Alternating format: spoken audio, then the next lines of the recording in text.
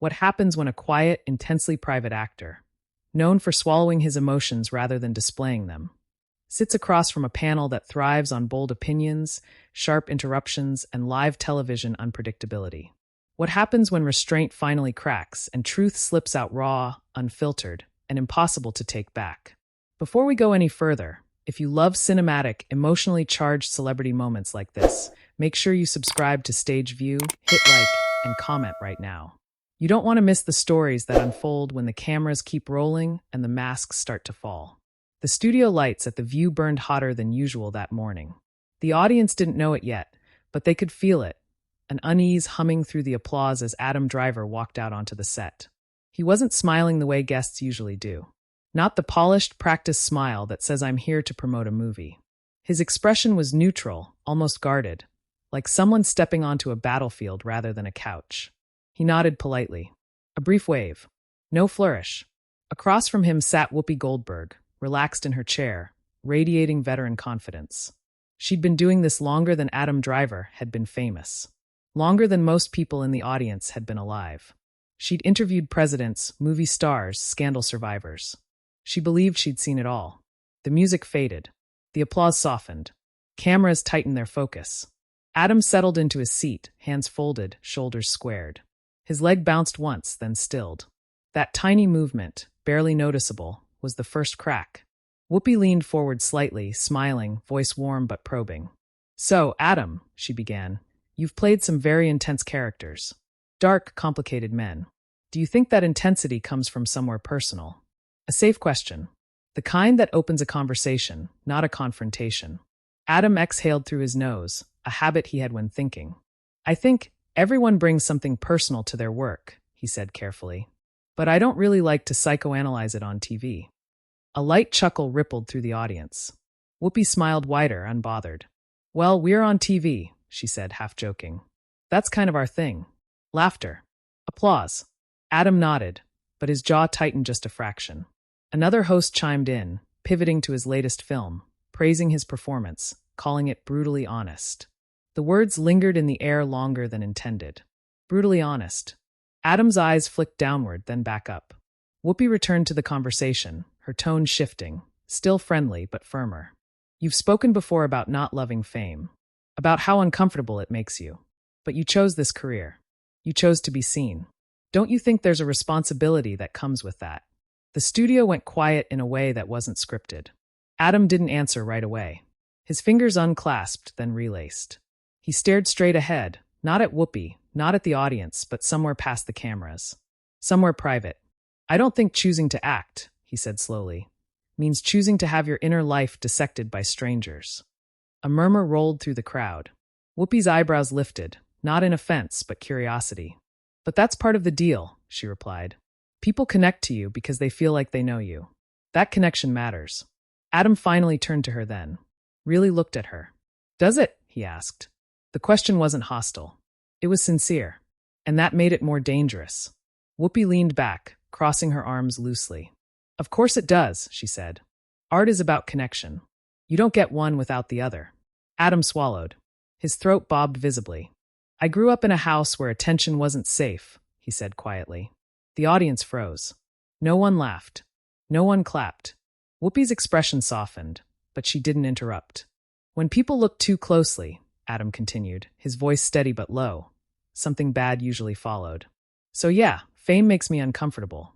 Not because I'm ungrateful, but because my body doesn't know the difference between a spotlight and a threat." A sharp intake of breath came from somewhere in the front row. Whoopi tilted her head, choosing her words carefully. "But you're not that kid anymore," she said. "You're in control now." Adam's lips pressed together. He shook his head once. "That's the thing," he replied. "You think you're in control. Until you're not." The tension thickened, almost visible. One of the co-hosts tried to lighten the mood, joking about red carpets and fans. Adam nodded politely, but his mind was clearly elsewhere. The dam had cracked, and whatever was behind it wasn't going back quietly. Whoopi, sensing both the weight and the moment, leaned forward again. "Are you saying interviews like this are harmful to you?" she asked. Not accusatory. Curious. But direct. Adam hesitated. The pause stretched long enough for the director to consider cutting to commercial.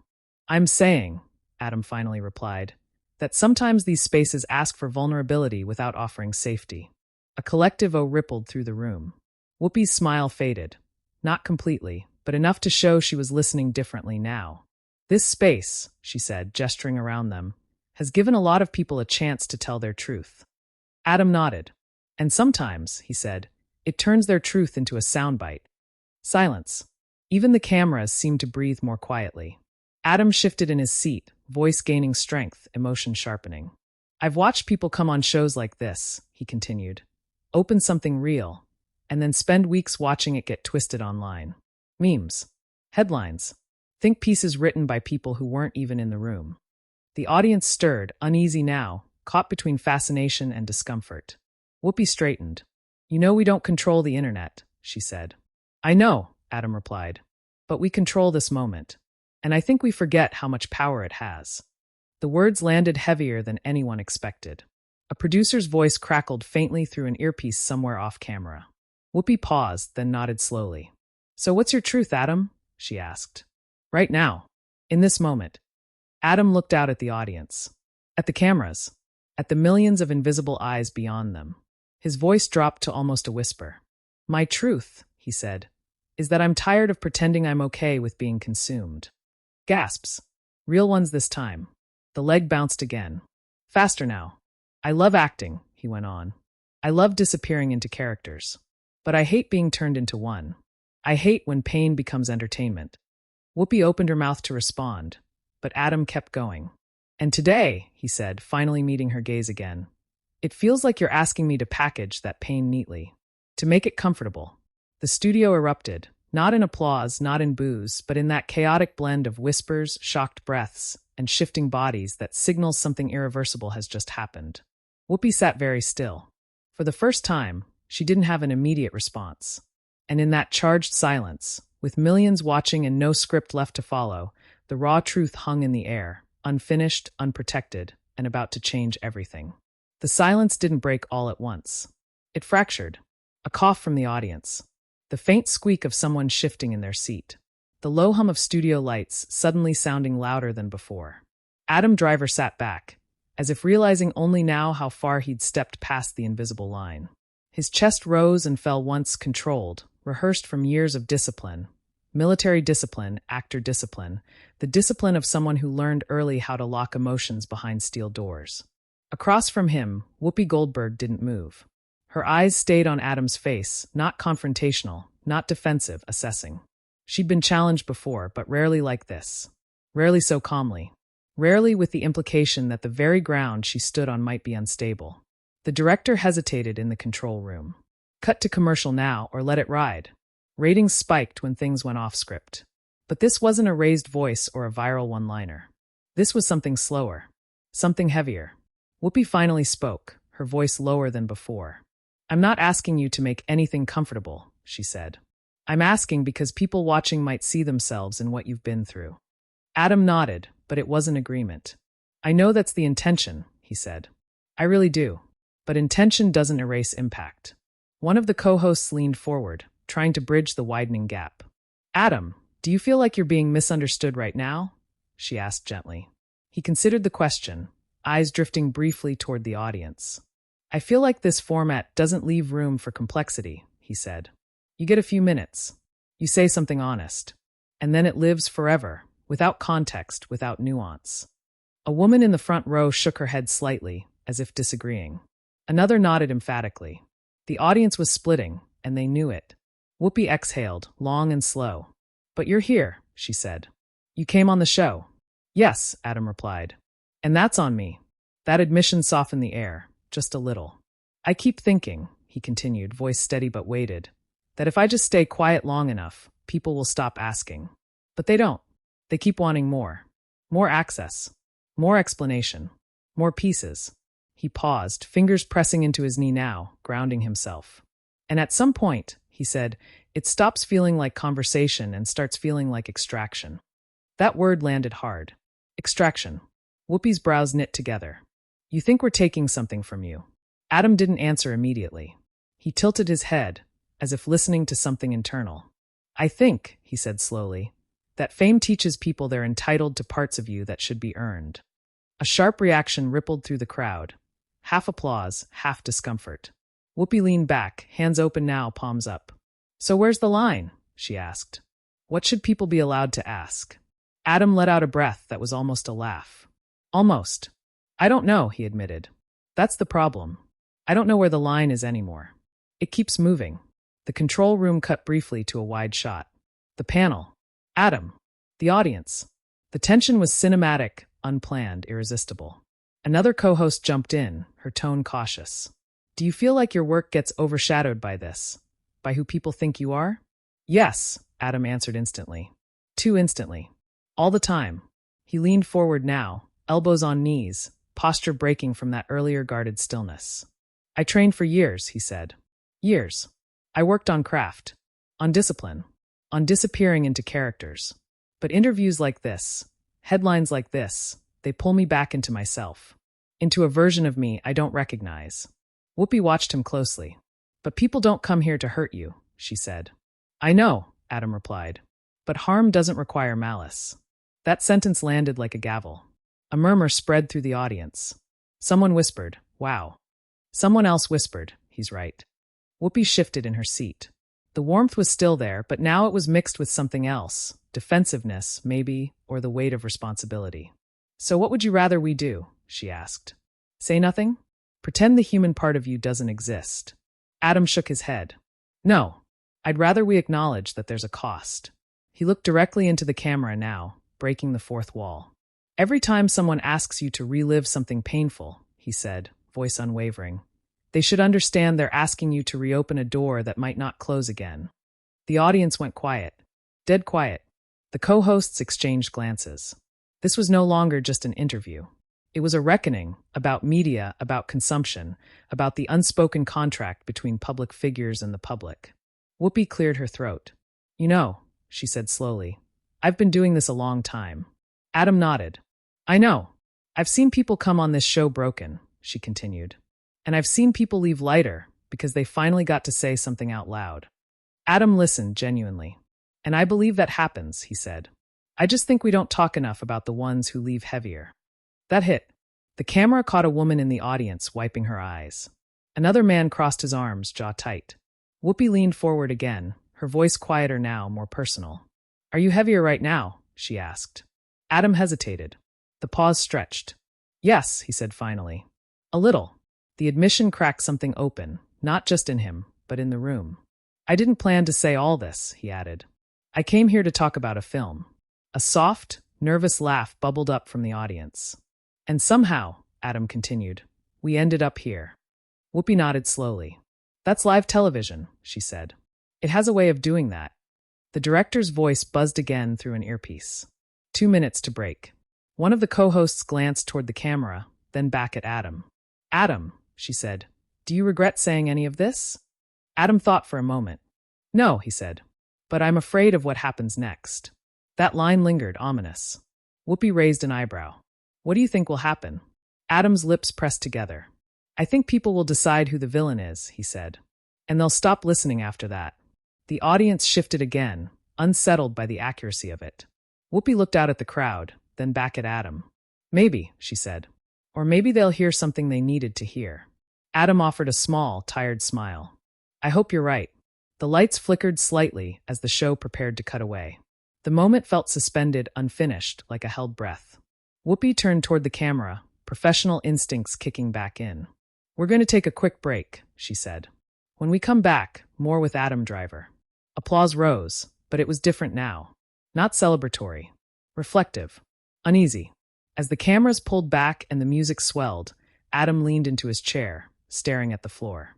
His hands trembled just enough to notice. Because somewhere deep down, he knew this wasn't over. Not even close. The music faded into the commercial break, but the tension didn't follow it off stage. It clung to the set like humidity, thick and unavoidable. The audience shifted in their seats, whispering to one another, replaying Adam's words in hushed disbelief. Some stared at him openly now, as if trying to memorize the expression on his face. Like this was a moment they'd be asked about years later. Adam sat still, shoulders slumped just slightly, eyes fixed on a spot on the floor no one else could see. The adrenaline that had carried him through the last 10 minutes was draining fast, leaving behind something heavier. Vulnerability always did that. It took more than it gave.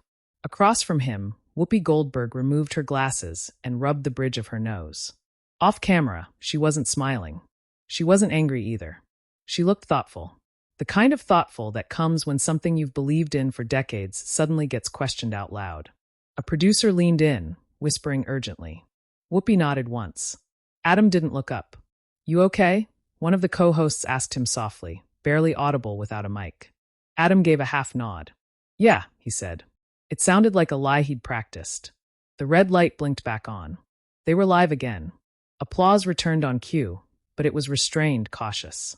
The audience didn't know whether to clap for entertainment or respect the gravity of what had just happened. The cameras zoomed in, catching Adam mid-blink, as if the show had restarted before he'd fully returned. Whoopi put her glasses back on and turned to him, posture composed, voice steady, but different. "We're back," she said. "And before the break, you said something that clearly struck a nerve." Adam looked up now. Straight ahead. "Ready. You talked about fear," Whoopi continued. "About what happens after moments like this. So let's talk about that." The room leaned in. Adam's jaw flexed. "The fear," he said, "isn't about saying the wrong thing. It's about being reduced to it." A murmur rippled through the crowd. "One sentence," he went on, "taken out of a longer truth. That's what people remember. That's what gets shared." Whoopi nodded slowly. "But you also know silence gets interpreted too," she replied. "People fill in the blanks." "Yes," Adam said.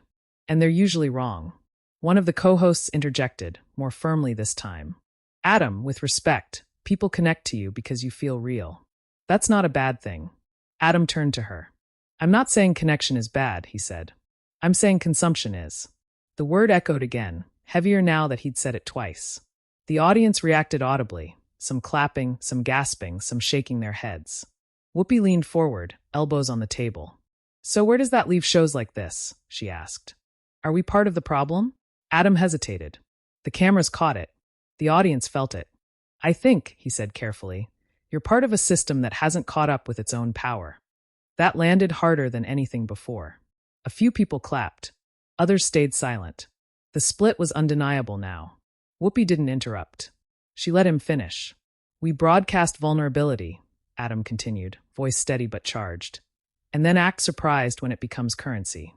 When it gets traded, judged, ranked." He glanced briefly toward the audience again. "I've seen actors break because they couldn't stop performing themselves." The studio went still. Whoopi's eyes narrowed, not defensively, but with focus. "Are you close to that?" she asked. Adam's answer came after a long breath. "I've been closer than people think." That did it.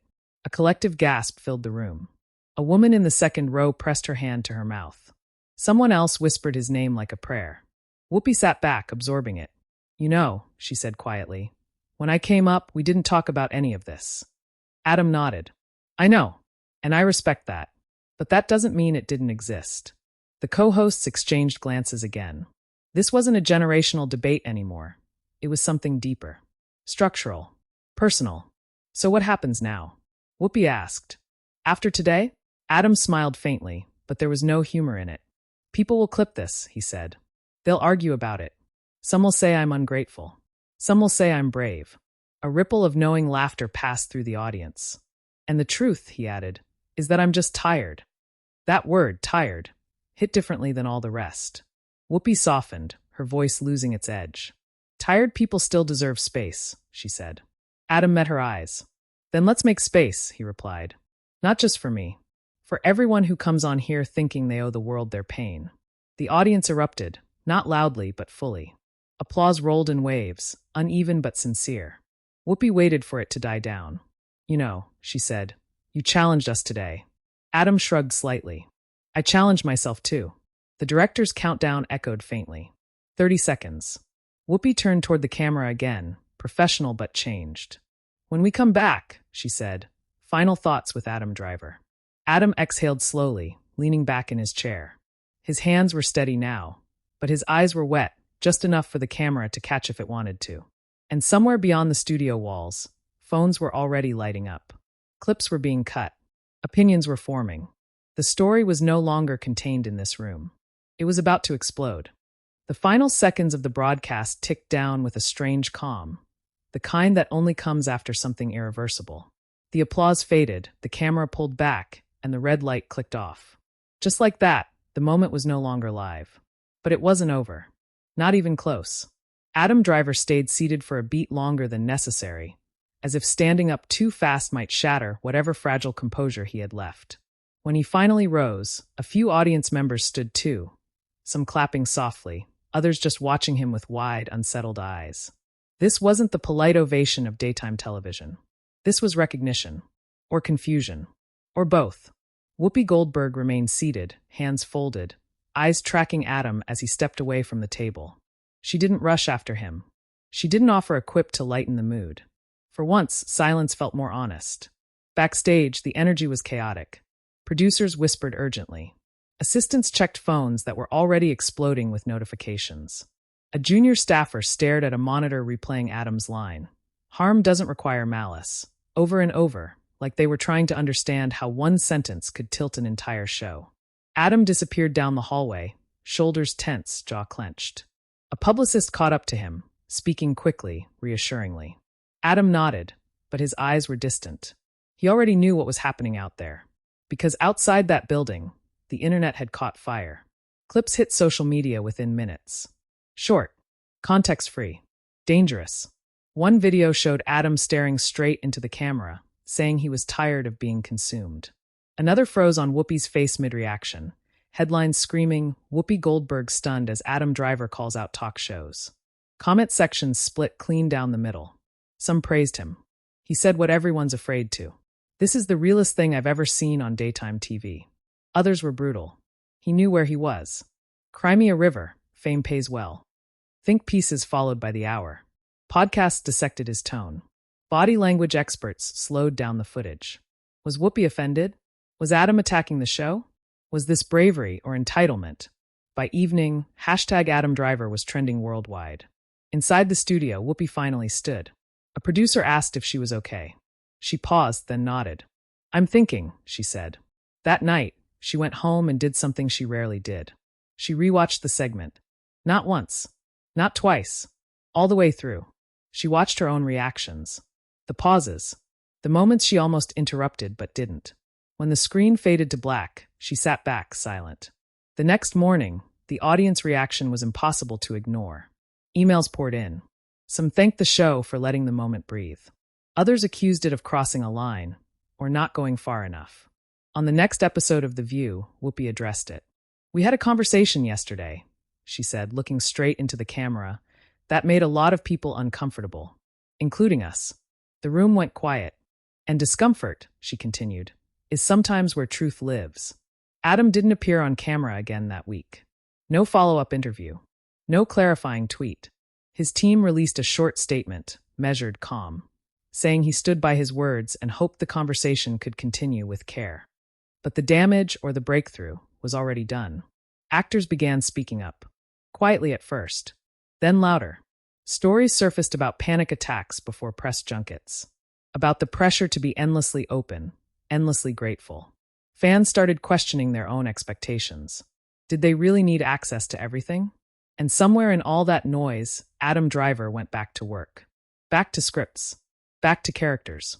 Back to places where he could disappear again, safely. The interview didn't end his career.